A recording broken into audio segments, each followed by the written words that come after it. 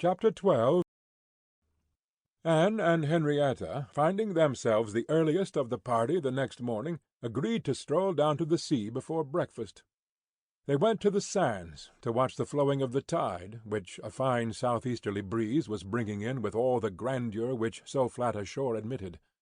They praised the morning, gloried in the sea, sympathized in the delight of the fresh-feeling breeze, and were silent, till Henrietta suddenly began again with, "Oh, yes, I am quite convinced that, with very few exceptions, the sea air always does good.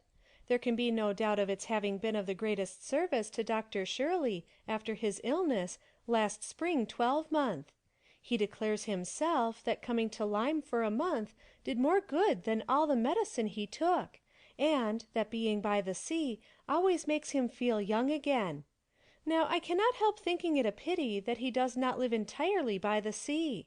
I do think he had better leave Uppercross entirely, and fix at Lyme. Do not you, Anne? Do you not agree with me that it is the best thing he could do, both for himself and Mrs. Shirley? She has cousins here, you know, and many acquaintance, which would make it cheerful for her, and I am sure she would be glad to get to a place where she could have medical attendance at hand, in case of his having another seizure. Indeed, I think it quite melancholy to have such excellent people as Dr. and Mrs. Shirley, who have been doing good all their lives, wearing out their last days in a place like Uppercross, where, excepting our family, they seem shut out from all the world. I wish his friends would propose it to him. I really think they ought. And, as to procuring a dispensation, there could be no difficulty at his time of life, and with his character.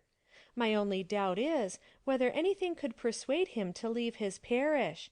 He is so very strict and scrupulous in his notions, over scrupulous, I must say. Do you not think, Anne, it is being over scrupulous? Do you not think it is quite a mistaken point of conscience when a clergyman sacrifices his health for the sake of duties, which may be just as well performed by another person? And at Lyme, too, only 17 miles off, he would be near enough to hear if people thought there was anything to complain of." Anne smiled more than once to herself during this speech, and entered into the subject, as ready to do good by entering into the feelings of a young lady as of a young man, though here it was good of a lower standard, for what could be offered but general acquiescence? She said all that was reasonable and proper on the business, felt the claims of Dr. Shirley to repose as she ought, saw how very desirable it was that he should have some active, respectable young man as a resident curate, and was even courteous enough to hint at the advantage of such resident curates being married. "I wish," said Henrietta, very well pleased with her companion, "I wish Lady Russell lived at Uppercross, and were intimate with Dr. Shirley.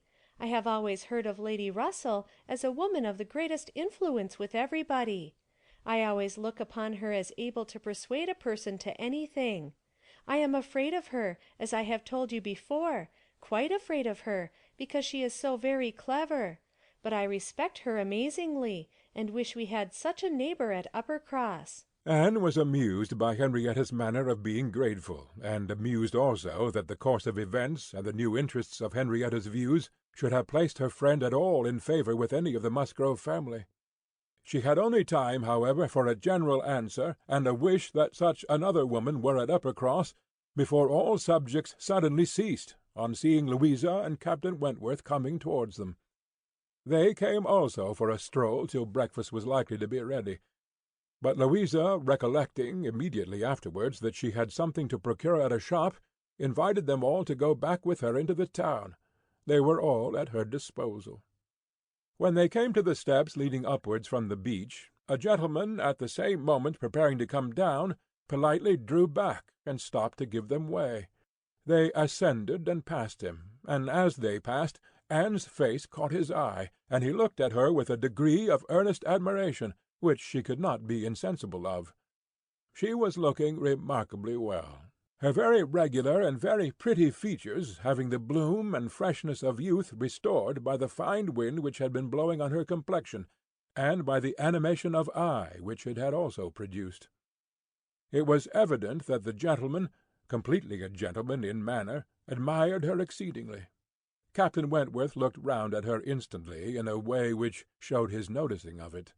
He gave her a momentary glance, a glance of brightness, which seemed to say, "That man is struck with you, and even I, at this moment, see something like Anne Elliot again." After attending Louisa through her business, and loitering about a little longer, they returned to the inn, and Anne, in passing afterwards quickly from her own chamber to their dining-room, had nearly run against the very same gentleman as he came out of an adjoining apartment. She had before conjectured him to be a stranger like themselves, and determined that a well-looking groom, who was strolling about near the two inns as they came back, should be his servant. Both master and man being in mourning assisted the idea. It was now proved that he belonged to the same inn as themselves, and this second meeting, short as it was, also proved again by the gentleman's looks that he thought hers very lovely, and by the readiness and propriety of his apologies that he was a man of exceedingly good manners. He seemed about 30, and though not handsome, had an agreeable person. Anne felt that she should like to know who he was. They had nearly done breakfast when the sound of a carriage, almost the first they had heard since entering Lyme, drew half the party to the window. It was a gentleman's carriage, a curricle, but only coming round from the stable-yard to the front door. Somebody must be going away. It was driven by a servant in mourning. The word curricle made Charles Musgrove jump up that he might compare it with his own.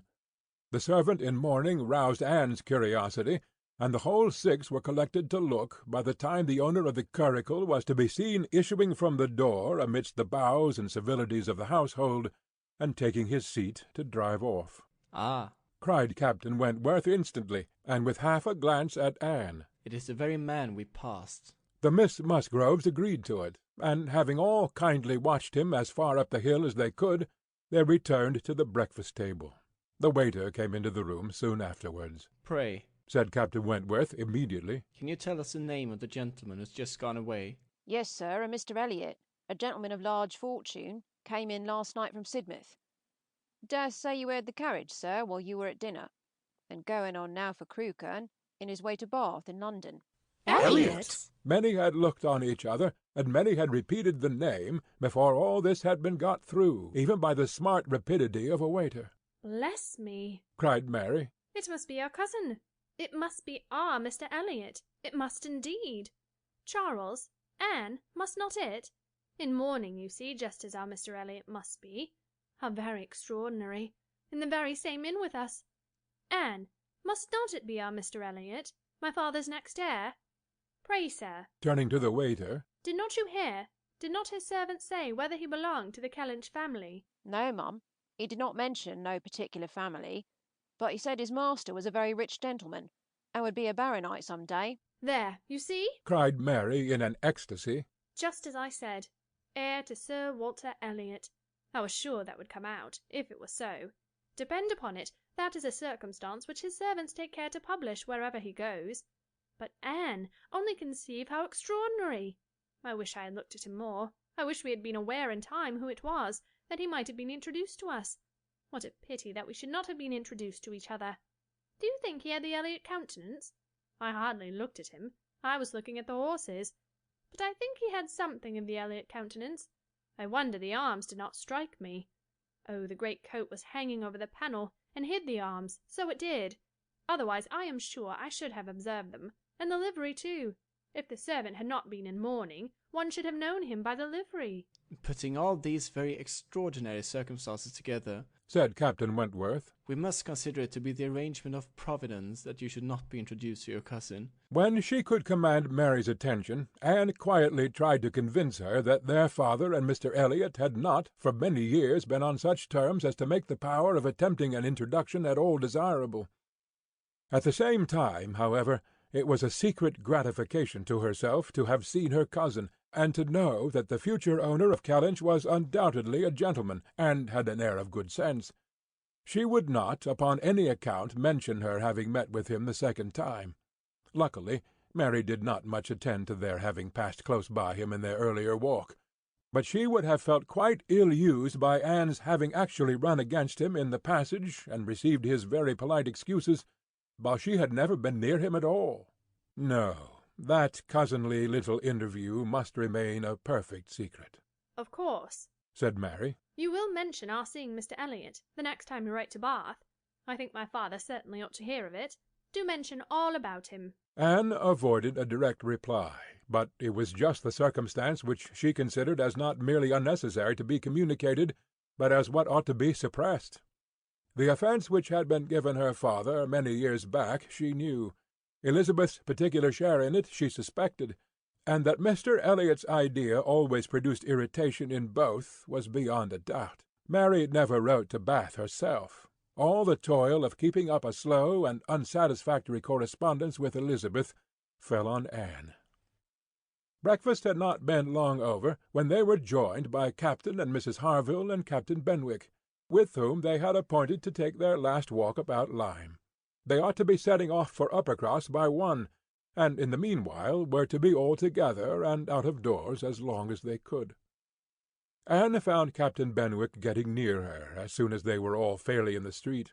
Their conversation the preceding evening did not disincline him to seek her again, and they walked together some time, talking as before of Mr. Scott and Lord Byron, and still as unable as before, and as unable as any other two readers, to think exactly alike of the merits of either, till something occasioned an almost general change amongst their party, and instead of Captain Benwick, she had Captain Harville by her side. "Miss Elliot," said he, speaking rather low, "you have done a good deed in making that poor fellow talk so much.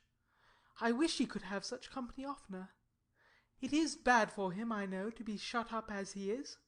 But what can we do? We cannot part." "No," said Anne. "that I can easily believe to be impossible. But in time, perhaps. We know what time does in every case of affliction. And you must remember, Captain Harville, that your friend may yet be called a young mourner. Only last summer, I understand." "Ay, true enough." With a deep sigh, "Only June." "And not known to him, perhaps, so soon." "Not till the first week of August, when he came home from the Cape, just made into the Grappler. I was at Plymouth, dreading to hear of him. He sent in letters, but the Grappler was under orders for Portsmouth. There the news must follow him, but who was to tell it? Not I. I would as soon have been run up to the yardarm. Nobody could do it but that good fellow." Pointing to Captain Wentworth. The Laconia had come into Plymouth the week before. No danger of her being sent to sea again. He stood his chance for the rest. Wrote up for leave of absence, but without waiting return, travelled night and day till he got to Portsmouth, rowed off to the Grappler that instant, and never left the poor fellow for a week. That's what he did, and nobody else could have saved poor James. You may think, Miss Elliot, whether he is dear to us." Anne did think on the question with perfect decision, and said as much in reply as her own feeling could accomplish, or as his seemed able to bear, for he was too much affected to renew the subject, and when he spoke again it was of something totally different. Mrs. Harville's giving it as her opinion that her husband would have quite walking enough by the time he reached home determined the direction of all the party in what was to be their last walk. They would accompany them to their door, and then return and set off themselves. By all their calculations there was just time for this, but as they drew near the Cobb, there was such a general wish to walk along it once more, all were so inclined, and Louisa soon grew so determined, that the difference of a quarter of an hour it was found would be no difference at all. So, with all the kind leave-taking, and all the kind interchange of invitations and promises which may be imagined, they parted from Captain and Mrs. Harville at their own door, and, still accompanied by Captain Benwick, who seemed to cling to them to the last, proceeded to make the proper adieus to the Cobb. Anne found Captain Benwick again drawing near her. Lord Byron's dark blue seas could not fail of being brought forward by their present view, and she gladly gave him all her attention as long as attention was possible. It was soon drawn, perforce, another way. There was too much wind to make the high part of the new Cobb pleasant for the ladies, and they agreed to get down the steps to the lower, and all were contented to pass quietly and carefully down the steep flight, excepting Louisa. She must be jumped down them by Captain Wentworth. In all their walks he had had to jump her from the stiles. The sensation was delightful to her. The hardness of the pavement for their feet made him less willing upon the present occasion. He did it, however. She was safely down, and instantly, to show her enjoyment, ran up the steps to be jumped down again. He advised her against it, thought the jar too great. But no, he reasoned and talked in vain. She smiled and said, I am determined I will. He put out his hands. She was too precipitate by half a second. She fell on the pavement on the lower cob, and was taken up lifeless. There was no wound, no blood, no visible bruise, but her eyes were closed, she breathed not, her face was like death. The horror of the moment to all who stood around.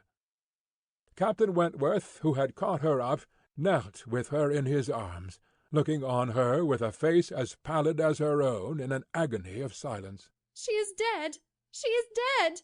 Screamed Mary, catching hold of her husband, and contributing with his own horror to make him immovable, and in another moment Henrietta, sinking under the conviction, lost her senses too, and would have fallen on the steps, but for Captain Benwick and Anne, who caught and supported her between them. Is there no one to help me? Were the first words which burst from Captain Wentworth, in a tone of despair, and as if all his own strength were gone. Go to him, go to him. Cried Anne. For heaven's sake, go to him. I can support her myself. Leave me and go to him. Rub her hands, rub her temples. Here are salts. Take them, take them. Captain Benwick obeyed, and Charles at the same moment disengaging himself from his wife, they were both with him, and Louisa was raised up and supported more firmly between them, and everything was done that Anne had prompted, but in vain. While Captain Wentworth, staggering against the wall for his support, exclaimed in the bitterest agony, Oh, God! Her father and mother! A surgeon, said Anne. He caught the word. It seemed to rouse him at once, and saying only, True, true. A surgeon this instant. Was darting away, when Anne eagerly suggested, Captain Benwick. Would not it be better for Captain Benwick? He knows where a surgeon is to be found. Every one capable of thinking felt the advantage of the idea, and in a moment, it was all done in rapid moments, Captain Benwick had resigned the poor corpse-like figure entirely to the brothers' care, and was off for the town with the utmost rapidity. As of the wretched party left behind, it could scarcely be said which of the three, who were completely rational, was suffering most, Captain Wentworth, Anne, or Charles. Charles, who, really a very affectionate brother, hung over Louisa with sobs of grief, and could only turn his eyes from one sister to see the other in a state as insensible, or to witness the hysterical agitations of his wife, calling on him for help which he could not give.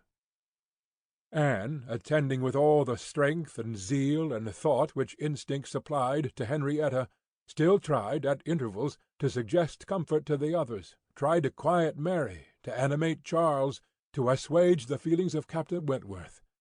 Both seemed to look to her for directions. Anne! Anne! Cried Charles. What is to be done next? What, in heaven's name, is to be done next? Captain Wentworth's eyes were also turned towards her. Had not she better be carried to the inn? Yes, I am sure. Carry her gently to the inn. Yes, yes, to the inn. Repeating Captain Wentworth, comparatively collected and eager to be doing something. I will carry her myself. Musgrove, take care of the others. By this time the report of the accident had spread among the workmen and boatmen about the cob, and many were collected near them, to be useful if wanted. At any rate, to enjoy the sight of a dead young lady, nay, 2 dead young ladies, for it proved twice as fine as the first report. To some of the best-looking of these good people Henrietta was consigned, for, though partially revived, she was quite helpless, and in this manner, Anne walking by her side, and Charles attending to his wife, they set forward, treading back with feelings unutterable, the ground which so lately, so very lately, and so light of heart, they had passed along. They were not off the cob before the Harvilles met them. Captain Benwick had been seen flying by their house with a countenance which showed something to be wrong, and they had set off immediately, informed and directed as they passed towards the spot. Shocked as Captain Harville was, he brought senses and nerves that could be instantly useful, and a look between him and his wife decided what was to be done. She must be taken to their house, All must go to the house and await the surgeon's arrival there. They would not listen to scruples. He was obeyed. They were all beneath his roof, and while Louisa, under Mrs. Harville's direction, was conveyed upstairs and given possession of her own bed, assistance, cordials, restoratives were supplied by her husband to all who needed them. Louisa had once opened her eyes, but soon closed them again without apparent consciousness. This had been a proof of life, however, of service to her sister, and Henrietta, though perfectly incapable of being in the same room with Louisa, was kept, by the agitation of hope and fear, from a return of her own insensibility. Mary, too, was growing calmer. The surgeon was with them almost before it seemed possible. They were sick with horror while he examined, but he was not hopeless. The head had received a severe contusion, but he had seen greater injuries recovered from. He was by no means hopeless. He spoke cheerfully. That he did not regard it as a desperate case, that he did not say a few hours must end it, was at first felt beyond the hope of most, and the ecstasy of such a reprieve, the rejoicing, deep and silent, after a few fervent ejaculations of gratitude to heaven had been offered, may be conceived.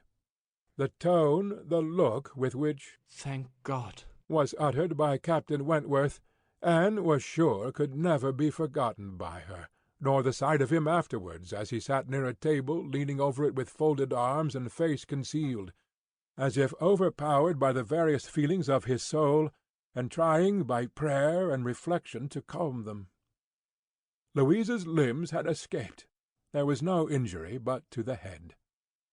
It now became necessary for the party to consider what was best to be done as to their general situation. They were now able to speak to each other and consult. That Louisa must remain where she was, however distressing to her friends to be involving the Harvilles in such trouble, did not admit a doubt. Her removal was impossible. The Harvilles silenced all scruples, and, as much as they could, all gratitude.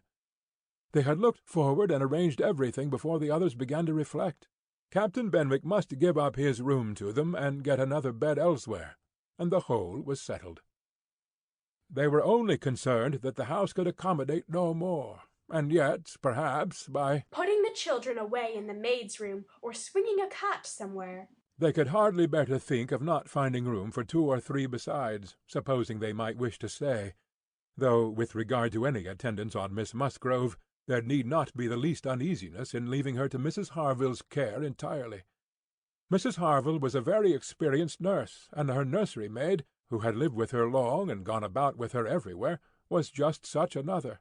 Between these two she could want no possible attendance by day or night, and all this was said with a truth and sincerity of feeling irresistible.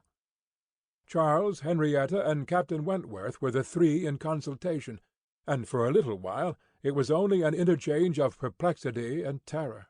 Uppercross, the necessity of someone's going to Uppercross, the news to be conveyed, how it could be broken to Mr. and Mrs. Musgrove, the lateness of the morning, an hour already gone since they ought to have been off, the impossibility of being in tolerable time. At first they were capable of nothing more to the purpose than such exclamations, but after a while Captain Wentworth, exerting himself, said, "We must be decided, and without the loss of another minute. Every minute is valuable. Some one must resolve on being off for Uppercross instantly. Musgrove, either you or I must go." Charles agreed, but declared his resolution of not going away. He would be as little encumbrance as possible to Captain and Mrs. Harville, but as to leaving his sister in such a state, he neither ought nor would. So far it was decided, and Henrietta at first declared the same. She, however, was soon persuaded to think differently. The usefulness of her staying. She, who had not been able to remain in Louisa's room, or to look at her, without sufferings which made her worse than helpless. She was forced to acknowledge that she could do no good, yet was still unwilling to be away, till, touched by the thought of her father and mother, she gave it up. She consented.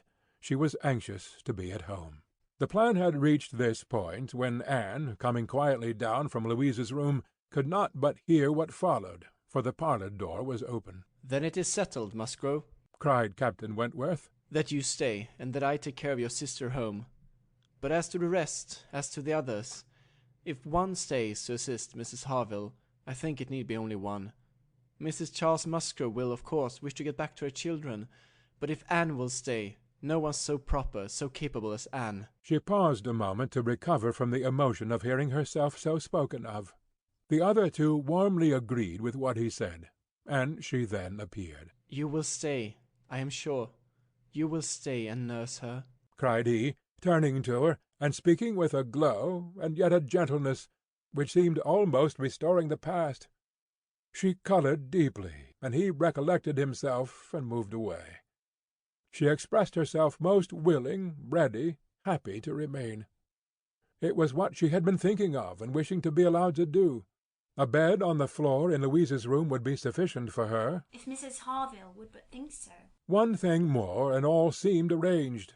Though it was rather desirable that Mr. and Mrs. Musgrove should be previously alarmed by some share of delay, yet the time required for the Uppercross horses to take them back would be a dreadful extension of suspense, and Captain Wentworth proposed, and Charles Musgrove agreed, that it would be much better for him to take a chaise from the inn, and leave Mr. Musgrove's carriage and horses to be sent home the next morning early, when there would be the farther advantage of sending an account of Louisa's night.